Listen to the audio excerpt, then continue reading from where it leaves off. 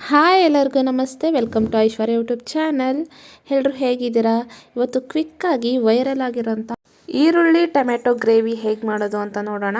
ತುಂಬ ಟೇಸ್ಟಿಯಾಗಿರುತ್ತೆ. ನೀವು ಒಂದ್ಸತಿ ಟ್ರೈ ಮಾಡಿ ನೋಡಿ. ತುಂಬ ಸುಲಭವಾಗಿ ಮಾಡ್ಕೋಬೋದು. ಫಸ್ಟ್ ಇಲ್ಲಿ ಒಂದು ಮಿಕ್ಸಿ ಜಾರ್ನ ತೊಗೊಂಡಿದ್ದೀನಿ. ಅದಕ್ಕೆ ಒಂದು 2 ಟೊಮೆಟೊನ ಹಾಕ್ಕೊಂಡಿದ್ದೀನಿ.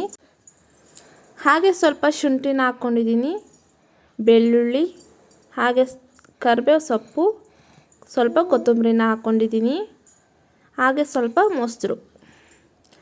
ಇದನ್ನೆಲ್ಲ ಹಾಕ್ಕೊಂಡು ಸಣ್ಣದಾಗಿ ರುಬ್ಕೊಳ್ಳಿ. ಅದಾದಮೇಲೆ ಒಂದು ಕಡಾಯಿ ತೊಗೊಂಡಿದ್ದೀನಿ. ಅದಕ್ಕೆ ಸ್ವಲ್ಪ ಆಯಿಲ್ನ ಹಾಕ್ಕೊಂಡಿದ್ದೀನಿ. ಹಾಗೆ ಈಗ ಟೊಮೆಟೊ ಈರುಳ್ಳಿನ ಈ ಥರ ಸ್ಲೈಸಾಗಿ ಕಟ್ ಮಾಡಿಕೊಂಡು ಹಾಕ್ಕೊಂಡಿದ್ದೀನಿ. ಇದನ್ನು ಸ್ವಲ್ಪ ಫ್ರೈ ಮಾಡಿಕೊಂಡು ಒಂದು ಬೌಲ್ಗೆ ತೆಗೆದಿಟ್ಕೊತೀನಿ ನಾನು.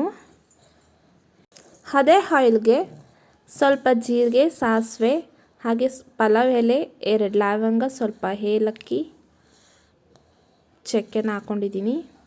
ಸ್ವಲ್ಪ ಕರ್ಬೇವಿನ ಸೊಪ್ಪನ್ನ ಹಾಕ್ಕೊಂಡು ಸಿಡಿಸ್ಕೊಳ್ಳಿ. ಅದಾದಮೇಲೆ ಸಣ್ಣದಾಗಿ ಕಟ್ ಮಾಡಿರೋಂಥ ಈರುಳ್ಳಿನ ಹಾಕ್ಕೊಂಡು ಚೆನ್ನಾಗಿ ಫ್ರೈ ಮಾಡ್ಕೊಳ್ಳಿ.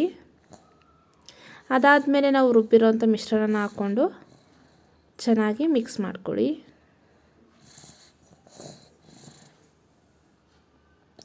ಮಿಕ್ಸ್ ಮಾಡ್ಕೊಂಡಾದಮೇಲೆ ಖಾರಕ್ಕೆ ತಕ್ಕಷ್ಟು ಖಾರದ ಪುಡಿನ ಹಾಕ್ಕೊಳ್ಳಿ. ನಾನು ಇಲ್ಲೊಂದು 2 ಸ್ಪೂನ್ ಹಾಕ್ಕೋತಾ ಇದ್ದೀನಿ.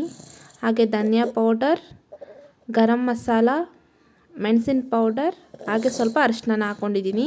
ನಿಮಗೆ ಯಾವ ಸ್ಪೈಸಸ್ ಇಷ್ಟನೋ ಆ್ಯಡ್ ಮಾಡ್ಕೊಳ್ಳಿ. ಅದನ್ನು ಚೆನ್ನಾಗಿ ಮಿಕ್ಸ್ ಮಾಡ್ಕೊಳ್ಳಿ. ಮಿಕ್ಸ್ ಮಾಡಿಕೊಂಡು ರುಚಿಗೆ ತಕ್ಕಷ್ಟು ಉಪ್ಪನ್ನ ಹಾಕ್ಕೊಳ್ಳಿ.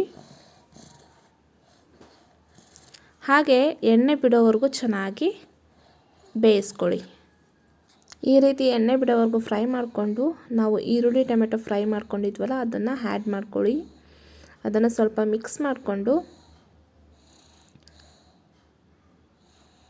ಅದಾದಮೇಲೆ ಮೇಲೆ ಕೊತ್ತಂಬರಿನ ಹಾಕ್ಕೊಂಡ್ರೆ ಗ್ರೇವಿ ರೆಡಿ ಆಯಿತು. ಪೂರಿ, ಚಪಾತಿ, ಪರೋಟ ಅಥವಾ ಅನ್ನಕ್ಕೆ ಯೂಸ್ ಮಾಡ್ಕೋಬೋದು. ಇದನ್ನು ಸರ್ವ್ ಮಾಡ್ಕೋಬೋದು.